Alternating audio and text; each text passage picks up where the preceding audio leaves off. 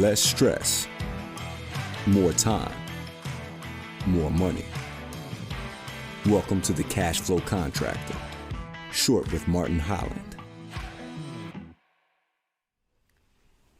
Hello, Cash Flow Contractors. I wanted to talk to you today about something that's been on my mind, especially recently for some reason.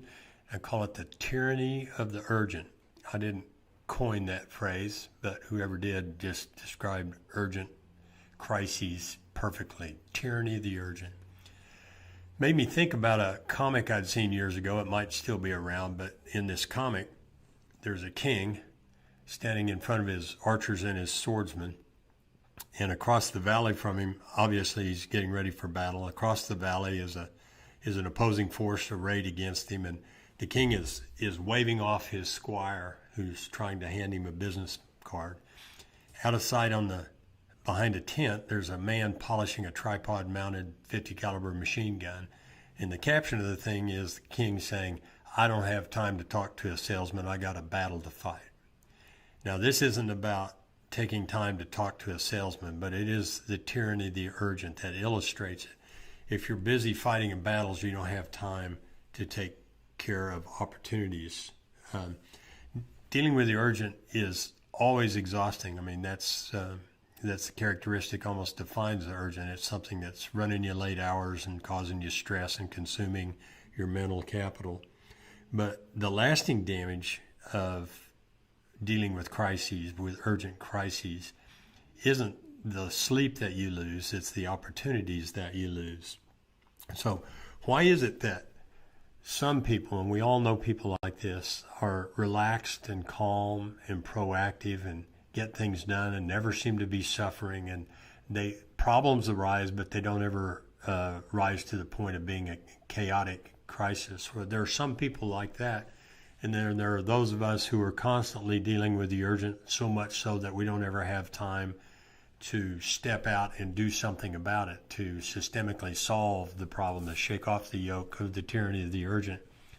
And I think that I've observed three things. Well, I know I've observed these three things and throw them out there as being the main difference between people who are always under stress and those who aren't. And they are in business.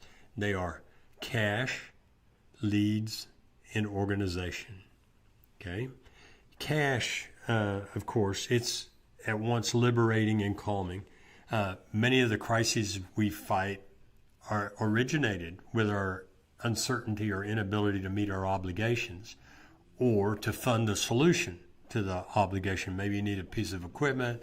Maybe you're pulling off of jobs to go to another job because they'll pay you, and then you go back to the first job. So you're doing jobs on economic priority or on cash flow priority rather than economic priority, which causes the guy in the first job to get mad at you because you pulled off, and anyway, it's costing you extra money. So there are all these things going on. So many of the crises that we face are the result of not having sufficient cash to either handle the problem or to fund a solution to the problem. But beyond that, cash converts the plausible to the possible. So in the rare occasion that you might think about, wouldn't it be cool if I could only get that piece of equipment, if I could hire some help, a project manager, better people, if I could provide health insurance and keep people. Well, those things are all plausible. They make sense, but they're not possible because you don't have cash, you don't have the time and the effort to put in to do it. Cash makes the plausible possible. So I was thinking about saying more and more about the importance of cash and the calming effect of cash, but you're in business and you already know. So that's number one, cash. The second thing is leads. If you have a source, I don't want to say an unending, but an abundant source of leads, people are coming, opportunities to quote jobs, opportunities to do business. It's second only to cash in relieving stress and burden. If you have other leads in the queue, you don't have to work with that jerk. You don't have to cut your prices in order to get the work. You're just calm. You may not sell the next 5, but at least you've got the next 5. It's a huge calming influence. So we've got cash as being the number one thing that I see. An abundant supply of leads is the other one. And the last one is organization. Now, organization is a little bit ambiguous to just say we're organized, but organized means I divide it into two types of organized: external organization and internal organization. External organization means that in your company that you have advisors and mentors who can handle problems for you. You have CPA on your side. So when a CPA type problem comes up, or the PPP loans or the EIDL loan kind of opportunities come up, or you get a strange letter from the IRS saying you forgot to pay this or that, you've got help. It's not your crisis to handle because you've got help. Lawyers, CPAs, HR people, IT people, if you have a server in your company and you're managing it yourself, you're crazy. Get it the hell out of there, right? So external organization means that you have advisors and mentors to handle specialized problems that are outside your normal course of business.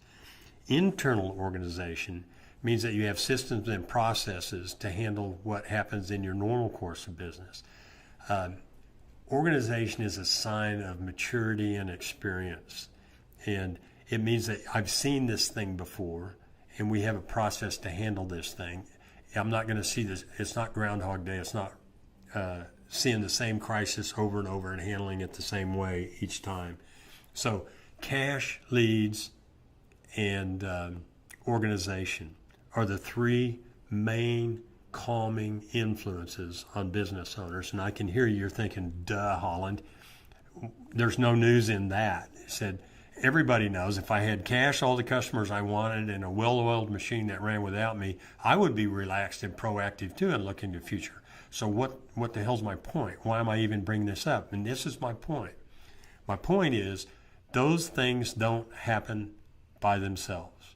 They only happen because somebody, and you, took deliberate action to improve your cash, to improve your leads, to improve your organization. We'll have in the show notes that I have a great book for the cash. A great book that we've recommended before is Profit First by Mike Michalowicz. I want to make a point that book and his methods are in no way a substitute for keeping bookkeeping and financial reports, but he does give you an easy to follow method to begin to accumulate a cash reserve. I have a lot of clients who use it and it works well for them. Again, it's not a substitute for books. Can't use it for making all the decisions, but it helps you get a discipline of your cash. So cash being first, Mike Michalowicz. Marketing and getting leads. Many of us view marketing as an expense rather than an investment. And if that's the case, if it's not paying its way and you can't see obviously that it's paying it way, then you need to change something. And I have two books for that, both by Donald Miller. One's called Story Brand and the other is called Marketing Made Simple. You will understand. It takes the confusing argot, the technical language of marketing, and it makes sense. And they're well written and they're easy to follow, and so they're a great place to start. So Michalowicz and then Donald Miller. I have a couple of articles. One's titled, what is the title of it? Advisor and Mentor Checklist, and the other one is, what did I call it? It's Do You Own a Job or a Business? And they talk about beginning to systemize externally and internally. So you can at least start there. And the point I want to make, and I want to leave you with, if you're short of cash and you're short of leads and you're not well organized, there is no greater sin than to be just as short of cash, just as short of leads, and just as poorly organized next year at this time. You have to do something about it, so go out and get started.